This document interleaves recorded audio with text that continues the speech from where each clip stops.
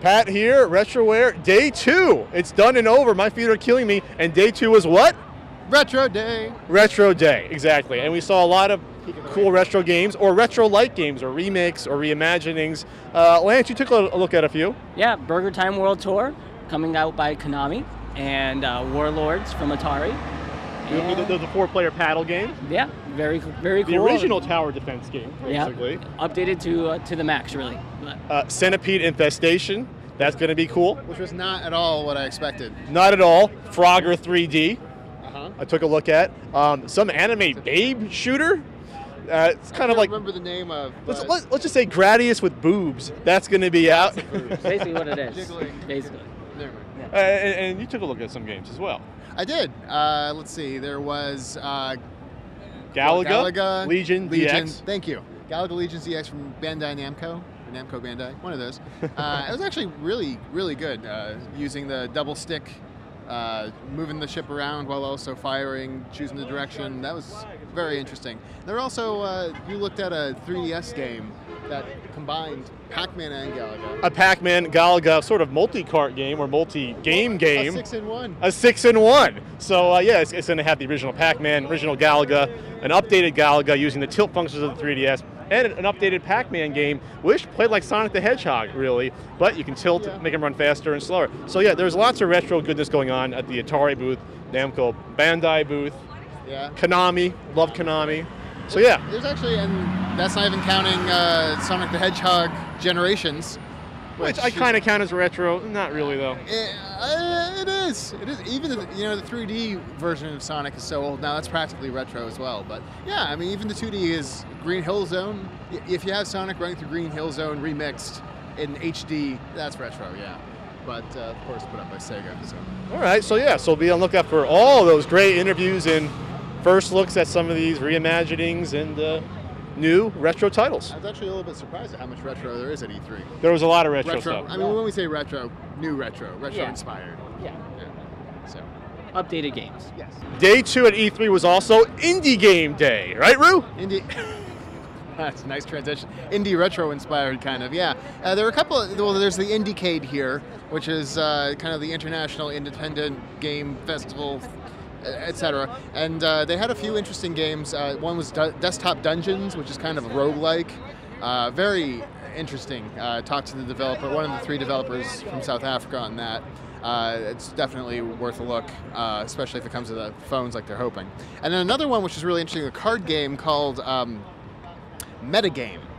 Yes, where basically you get you have 2 video game cards, right? And then you have a question, like, which of these games is more sexist? Or which of these games holds up better after time? And you have 2 people that kind of face off to each other, and they both make their case for a couple minutes. And the other person, or there's a bunch of other people or one other person that makes a judgment call. It's more of a social interaction kind of debate game. So yeah, they had a lot of original games, including one that you actually moved around on this sort of like almost like a human board game. I thought you were going to talk about the kissing game, but... Oh, we'll get to the kissing game. I bet we will.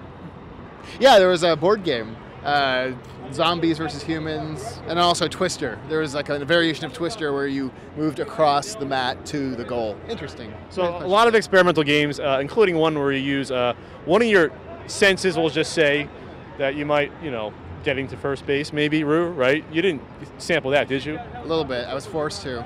Forced to? Yeah, well, the lady from Georgia Tech who was showing it kind of made me think that I would be testing it out in a different way. So. Let's not go that far.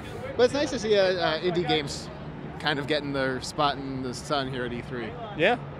And speaking of indie games, I was surprised and also happy to see Machinarium be at the Sony booth. Now, Machinarium is this extraordinary point-and-click adventure game that's popped up the past year or so. Kind of a steam, techno, sort of futuristic thing. You're a little robot running around. So it's good to see indie games get their day in the sun, even at a big booth like Sony. Yeah. And I did get to see some other stuff. I did get to see the Resident Evil Operation Raccoon City. It has a little retro twist to it. And did you happen to get an interview? Maybe I did get an interview. Maybe. Maybe you'll see it. Maybe you won't. Who knows? I also did get to see the Mortal Kombat DLC Scarlet character, which was really cool. They actually had the Mortal Kombat arcade kind of setup, which was neat. And I did get to play a little of the Metal Gear Peace Walker for the PS3. And I gotta say, that update is actually really cool. The graphics look really good, and it's finally playable because I never found it playable on the PSP. So, but yeah, good stuff. You know, the biggest group I saw gathered today was at the Sony Ericsson booth with their new Xperia Play. The Xperia Play is a Sony PlayStation approved kind of platform, and they had Minecraft running on it. And Notch was there, actually, developer of Minecraft, signing giant Minecraft head boxes that people could wear, and Minecraft were those shirts. Giving out those box They heads? were, and that, seriously, that was the most massive crush of people I saw was when they were giving that stuff away. So, well, we got some, unfortunately, I saw. We only got some lame T-shirts. I got some patches. We got patches. Yeah. And speaking of retro games, the coolest thing, in my opinion, was the Vintage Game Museum, which had not only a plethora of arcade games to play, but old school consoles running from, all the way back to the Pong systems and the Odyssey, all the way up to, Super Nintendo, N64, Sega Dreamcast, and they had really rare games behind glass displays. They had prototype systems, prototype games, and yeah, it was a lot of coolness. Yeah, our buddy Joe Santulli from the Digital Press, him and his gang who do the Classic Gaming Expo were actually there, and they're the ones that actually set up the History Museum, which was really cool. So we got to talk to him a little bit, and one neat little fact was that they actually have a Sega Neptune prototype on display. And they said that one of the Sega workers actually came over and was like, that is not the Sega Neptune.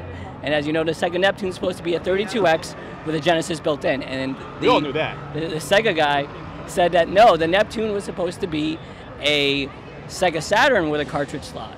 And that the Neptune, what we think is a Neptune, the 32X, is actually called the Sega Mars. So 15 years of retro gaming history turned upside down today, revealed. Big giant bomb. So any cool stuff? Different website. Any cool stuff you liked at the Vintage Game Museum? Well, I saw they had an NWC cart. I mean, which is really rare. I mean, have you ever seen one of those in your life? I don't know who'd be dumb enough to spend multiple thousands of dollars on a game like that. Crazy. I don't know. I also did see a Sega Channel adapter, which is kind of a nice blast from the past, especially considering some great games such as Mega Man: The Wily Wars and Pulseman were brought to North America first via the Sega Channel. Yeah, so lots of goodness at the Video Game Museum, and we're going to do an in-depth coverage of all the coolness there. Yes. Tomorrow. Maybe. If we're lucky. And the Vintage Game Museum had a lot of expensive box systems, sealed games, but they did not have one thing there that I'm going to take back tomorrow and get appraised. They had this sealed, picked up today, sealed in the original package. New in box. Citrus chicken. You know how much this goes for? Unopened? Look at this seal on this. This is, oh my God. What do you think this is going for? Did you get that rated? Wait, that looks like a 95, 96. I can get this rated, video game or Citrus chicken raiders. Yeah. Probably saw on eBay for about $50,000. Yeah. This is going to go on my shelf next to my stack up displayed right up there. Yeah. So yeah, I'm very, very proud of this pickup here.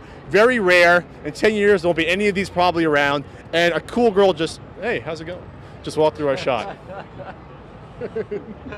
So I'm here with Killen, who just ruined our take we were doing about the Vintage Game Museum. Killen, how's it going? Good, good. I'm glad I'm on the behind-scene tour, right? Yeah. That's a part of it. Yeah. Okay, now I can do this. Okay. You can do this? Yeah, I can. Well, thanks, Killen. That's all we need you for. So I hope you have a good night, and hope you enjoy. This is a golden opportunity. How are you enjoying E3?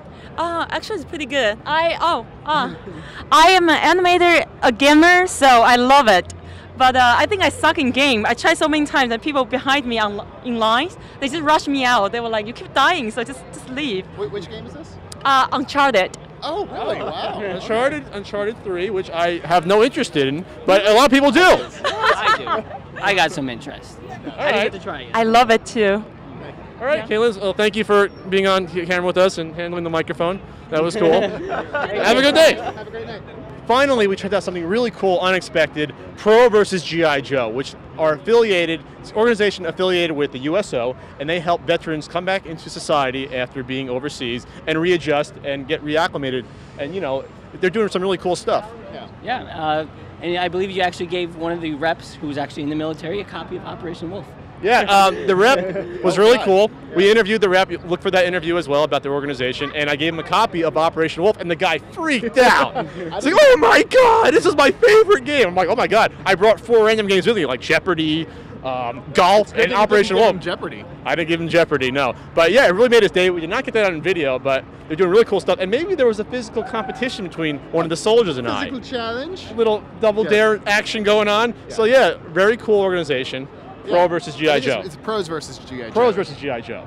Something like that. Something We'll like have that. the information later so you can find it online. But it's actually really nice to see this organization spring up. It's a very worthy cause and great to see them here at E3 to get the word out.